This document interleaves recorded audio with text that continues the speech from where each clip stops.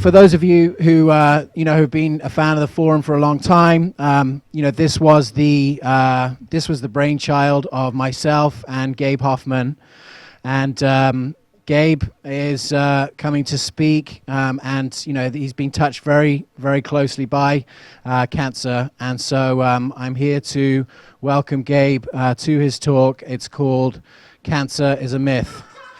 I promised I wouldn't put any too crazy music in, so here we go.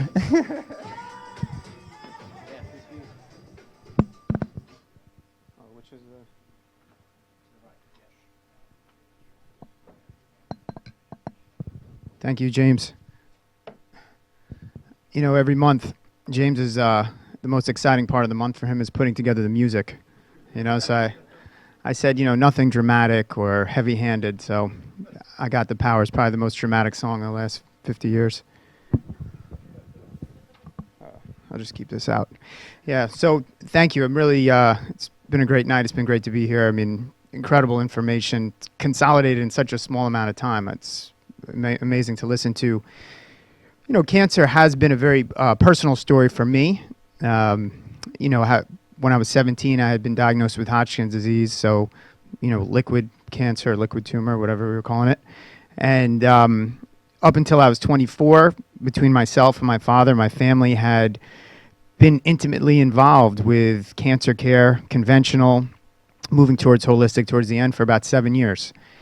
So it is personal, but really, who is it not personal for these days? I would say everybody in the audience, every person watching this around the country, if you're in other countries, I mean, this is no longer something that happens to some random person that we feel bad for them and, hopefully doesn't happen to us. I mean, this is a part of 21st century living. And I feel that, how we are looking at cancer could take a large shift. So, the name of the talk, which is also dramatic, cancer is a myth, right? So in our society, very often we use the word myth to mean false. And so do I mean cancer is false? Well, cancer has been pretty real for me. In fact, it's one of the realest things that's ever happened. And one of the most life-changing events that's happened to me, that's happened to my family and the people I've been around. When I use the word myth, I'm talking about a story. I'm talking about mythology. I believe cancer is a part of the modern mythology of today's world. It is it's a story more than anything else. Specifically, it's what we could call the hero's journey. Of course, Joseph Campbell, we must let go of the life we have planned so as to accept the one that is waiting for us. There is no clear example greater of a force that will come into your life and change and stop you in your tracks than cancer right now. And how we look at that can be very different. Different people are going to receive this information, and it's going to, some people aren't feeling like that. They don't feel like they're on a hero's journey, but this is a hero's journey. This is a arc in the storyline of your life. If this happens to you, this is an opportunity to change the way you see where you're headed. And I feel that if we look at cancer, especially just with how it's growing, as a group of cells that have to be attacked, we're missing out on a lot.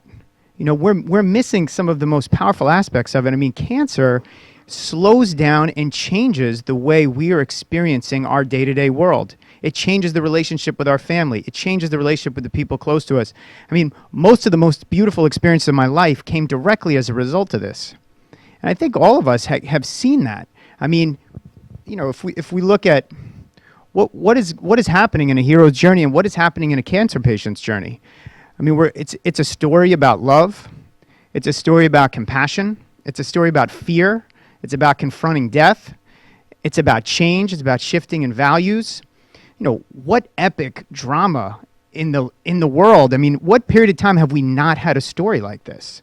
And this is part of what's going on today. And this is the story that's helping bring people together more than it's taking us away from each other. I mean, there's so much beauty wrapped up in this story. And of course, it's very personal. I mean, for me, I certainly was not on what I would think of as a hero's journey. Now, I was only 17. But as I think Dr. Gonzalez was talking about it, the first time I went through treatment for cancer, It was purely conventional, and there was no change for me in my lifestyle. And it didn't occur to me to move in a different direction, to do something holistic, to take some accountability, and maybe it wouldn't for someone that young. But when I had relapsed, and I think what a lot of people see is when this comes up for you again in your life, it shakes your world in a way that nothing can shake your world up. I mean, it is so deflating, and it sends shockwaves through everyone that's around you. You have no choice but to pay attention. And as a result, there's so many moments where I experienced, certain levels of compassion, love, sacrifice with my family, having to confront things by myself, that you can't share with someone else. I mean, there's so many experiences that come as a result of it. There's so much growth in it for you. There's so much transformation in it for you, for us, that, my focus really, and what I want to bring to the forefront tonight is that this is not just some specific disease. This is the storyline that's changing in our world. And it is a result. It is connected to a lot of what's gone environmentally, but it's a lot about what's happening on the inside. I think people are waking up and seeing their lives differently. Another important aspect is that there are many heroes in this story. If you're the person diagnosed, you're living your own hero's journey, but certainly in my life, I was surrounded by them. I mean, my mother who sees her son diagnosed with cancer, has to go through that, take care of the family.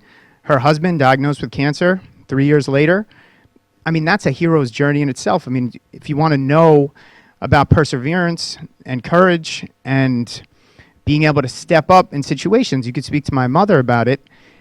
And that was an opportunity. I mean, I learned so much from watching that. Some of my best friends at 17, shaving their heads, coming to school with me, coming to treatments with me, being a part of that, what that brought, the type of brotherhood I experienced as a result of that, the type of relationship and closeness we have as a result of that, that was all cancer driven. Now, how they knew to be the way they were, I don't know.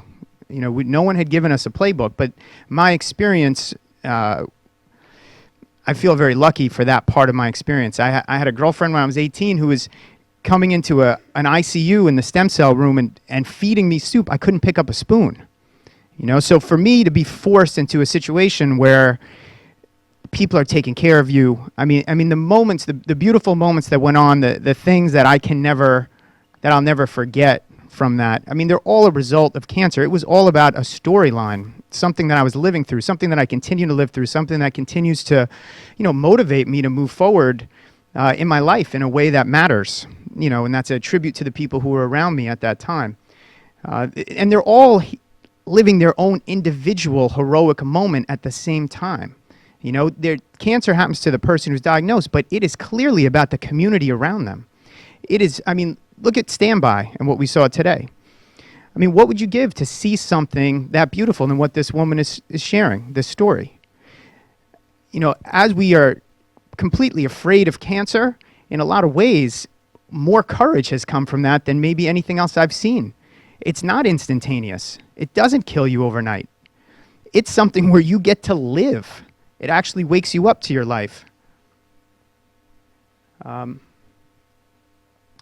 So to bring this, into some utility, if you have been diagnosed, and many times I'll get phone calls from people who know someone who's been diagnosed and they call me and they want to speak with me. And the first thing I speak about is not nutrition. The first thing I speak about is embracing the power you have in your journey. And it's just great to hear these doctors describing it, because it's true. Find a way to brace this as an opportunity for profound changes. This is not easy, but it is critical, because that's what's going on. No one can tell you what's going to happen in your life. Not a conventional doctor, not a natural doctor. Everything has worked and everything has not worked. So what is the difference? It is about the person and where they are in their journey. And really no one can tell you that but yourself. So check your attitude, figure out how you want to experience this. What is this for you? Where does this fit into the storyline of you, your family, and the people you care about? Because that's what's happening. If you are close to someone who's been diagnosed, treat them with empathy, not sympathy. See them as the hero of their own story. You know, one of the worst feelings you can have, sometimes it still happens. A lot of times someone will find out you're sick or you have cancer or something, and they look at you in a way that's like, they're so glad they're not you. You know, they feel so bad for you. It's like, but the reality is that's the projection of their fear. Never project your fear onto someone else who's doing battle. Hold them in your mind as fully capable. Always see them as fully capable. That's the way you share empathy.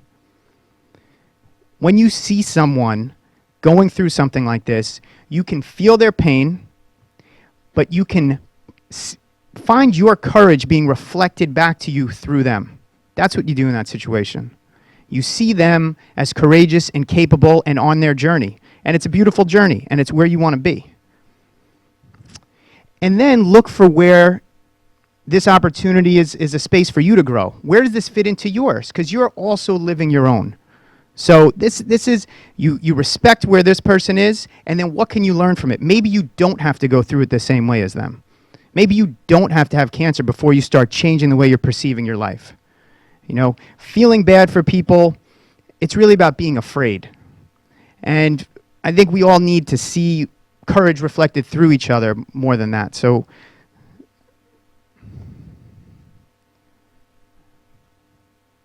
and if we are working with someone with cancer, as a doctor, as a practitioner, number one, recognize that we are not the hero in this person's story, right? I think we've been coming out of a patriarchal model where the doctor is here to save you. And it is the opposite of what's going on, and is what is changing. And that's what these doctors communicated today, and that's what we continue to communicate at the forum. It's what I'm passionate about speaking about. Embrace the role we have, which is the supporting role, not the savior. You know, if you really get into the diagram of the hero's journey, there's many stages to it. And there's a stage after the heroes have accepted this adventure that they go out onto, where they get a mentor, they get guidance, they get support. That's where we step in. We are not the hero, and it is important the second that person comes into your office to see it that way. This is their story, you are there to support them, and they are on their journey. And that's the right place for us. And from that space, we nurture the hero.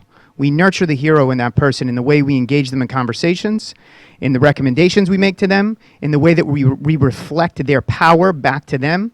People want to project their power onto us, that we're going to save them. You want to deflect that and push it back onto them, because that's the only way people are getting better.